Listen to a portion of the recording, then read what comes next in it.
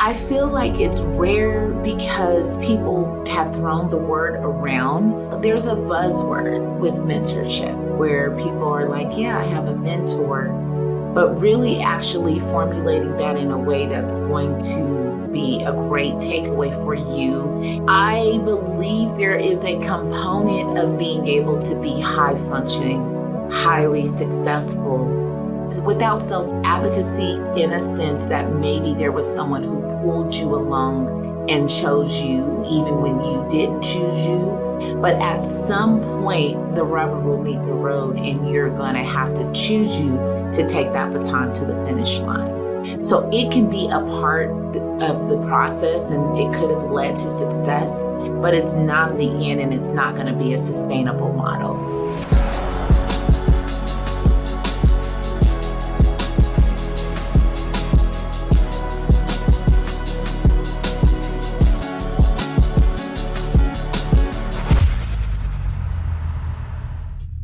Mentorship is the process of guiding an individual from one destination to another. I define mentorship as an opportunity to get someone who has more knowledge than myself in a particular area, get the ability for them to lean in and really broaden my exposure to those topics. In an unofficial capacity, my first mentor that I started looking up to was my 8th grade teacher, Mr. Mendelsberg. But in an official capacity, Wanda Brackens, she was my first mentor. And that was more official. She knew that she was a part of that calling and she leaned in and was very helpful.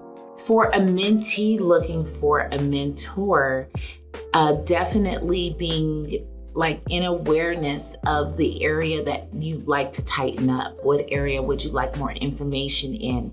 What do you want to strengthen? What iron do you want to sharpen?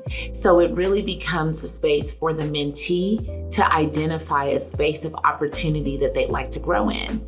And then the mentor in turn is going to be watering that area for growth. Mentorship was critical for career acceleration for many reasons. One, the positions that I was exposed to that women were in, my mentor, I didn't even know those jobs existed. So one, from a job standpoint and career standpoint, in schools we're often exposed to the main careers that everyone knows about, lawyer, doctor, teacher, astronaut, president. These are positions that you hear about, and those are the examples often used. Women being in business and operations and running different teams and not even knowing what those titles are. Just that exposure. My mentor even gave me the opportunity to have an internship. And these are just things that were invaluable. A component of self-advocacy is even the fact that you've chosen to have a mentor. So that means you're advocating for your own well-being and you're advocating for what you need or something that you might be aware that you need, even if you're not 100% sure. So that is the start of the fact that you have some self-awareness. Self-advocacy should be independent of mentorship. So whether you have a mentor or not, self-advocacy should be a connection to you through your entire life journey. It definitely accelerates once you have a proper mentor because you're already rooting for you. Now you have your mentor rooting for you and you have yourself rooting for you. So what you've done is doubled down on your self-advocacy. It's rare if you don't get that from somewhere. A lot of people can be born with it, but your home training and upbringing, what does the dynamic look like? Did your parents root for themselves? Is that already in them as a practice? A lot of times we're carrying on what we've been exposed to.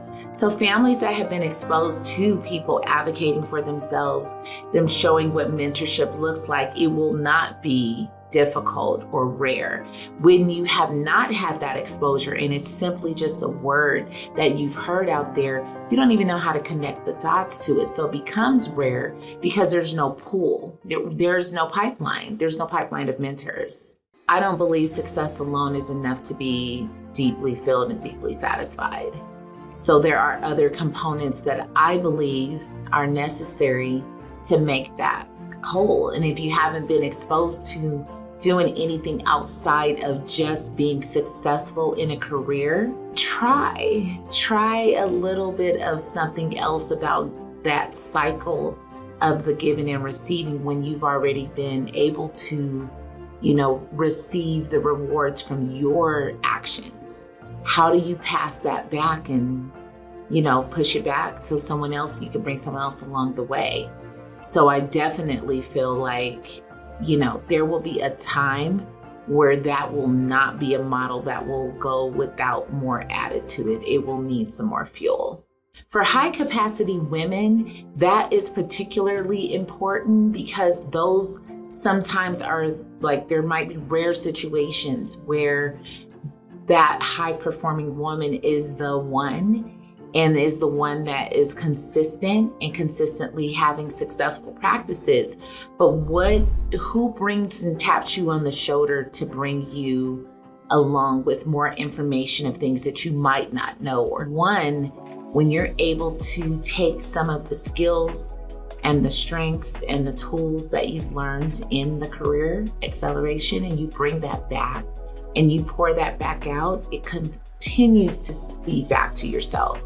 So it tightens up everything that you're working on because you're constantly able to test it, right? You're testing it in the areas with other people, and it makes it be a stronger tie back to the professional space. So my mentorship strategy and impact, it is a culmination of over 20 years of my corporate strategy, experience, and exposure, and taking that into the spaces with highly targeted initiatives around corporate social good. My take on career development is a little bit different. So it becomes effective because it's literally pushed with the same energy, the same intentional as it would be if you're mentoring in a corporate setting. So socially, community, corporate, professional, all the same sort of energy and approach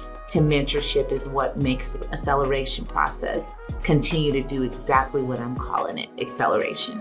So as long as you're sharpening up someone else, you continue to sharpen you as well. So it continues to make that workspace more effective. My corporate social strategy has been heavily involved into helping people.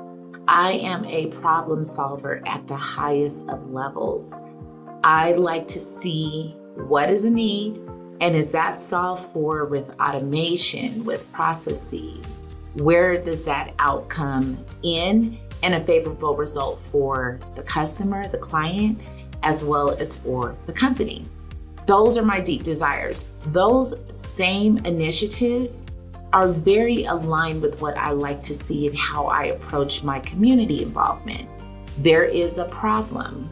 I am there to help solve it in a very targeted way, but solve it in a way that we can actually measure that impact, where we look back and we could see that we did it, but we also were able to do it and we had a good time while doing so.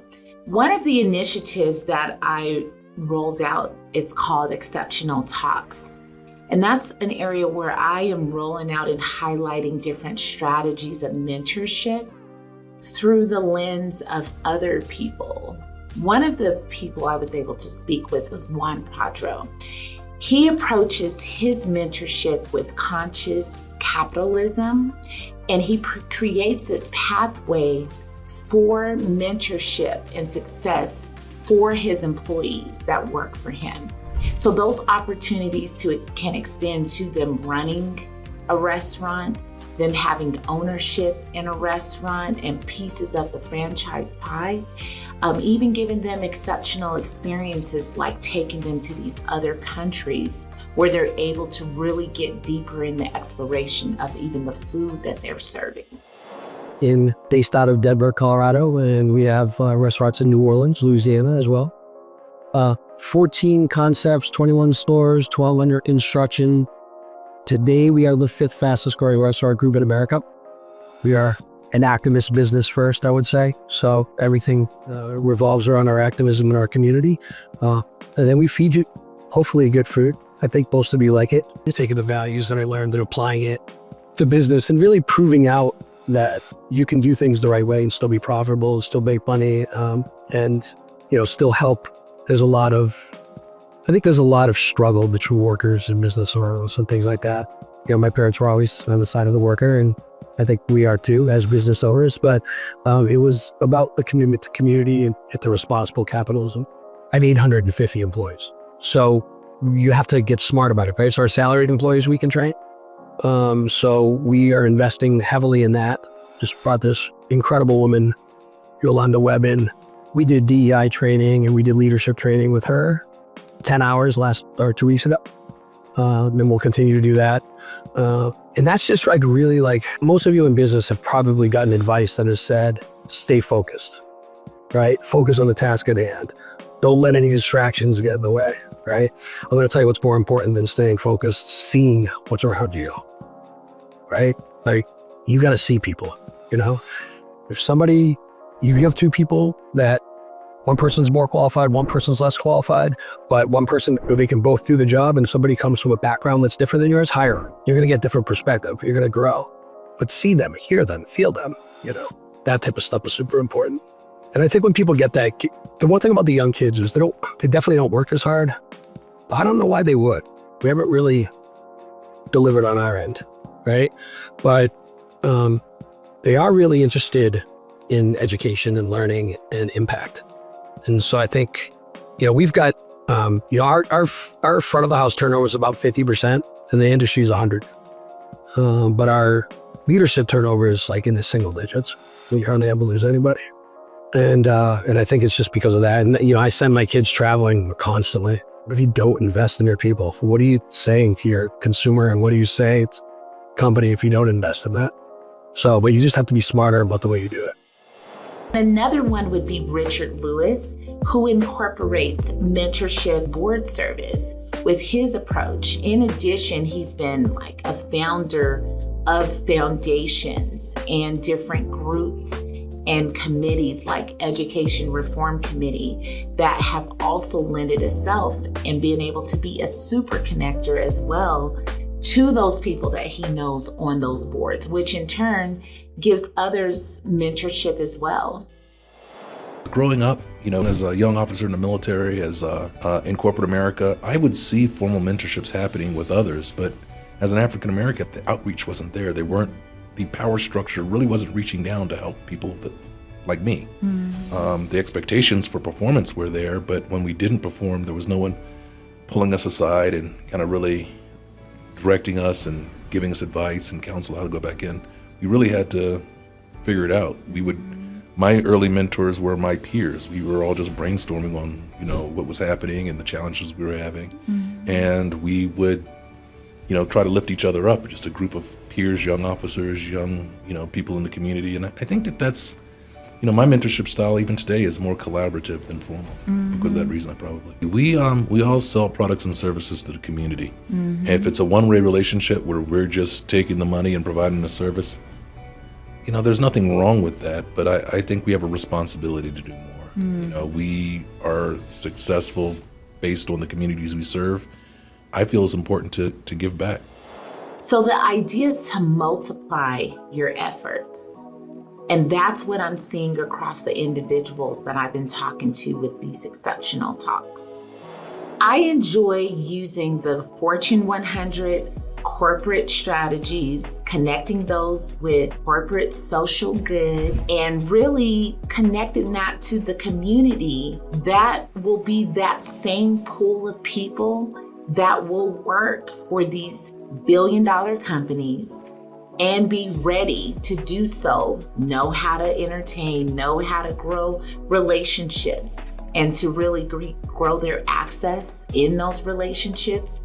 And ultimately becomes a win across the corporations, the people that they're hiring, and the ones that have been developed in the community as a result. So some of the things I've heard about for years when I think about pipeline is something that I am structured into making sure there is plenty of. And that's really a corporate structure mindset, right? So I think about hearing all over these years of how there's been this baby boomer, and we have these generational gaps. And it's like this readiness lack, right? So when we talked about like who's going to be there to fill in the succession for roles for the baby boomers, when you're talking about filling in for jobs and being corporate leaders, I've literally watched a space where there were no leaders that we can really call out. And so what I want to see more of is this pipeline developed from these corporate 100 strategies that are taken into the community. And overall, there's a space where there is a readiness available as these community young children and young adults are ready to step into those roles for those billion-dollar companies or step into entrepreneurship roles for themselves to help us bring a product to market that we need. They will be ready through the pipeline that the Trail Collective is creating.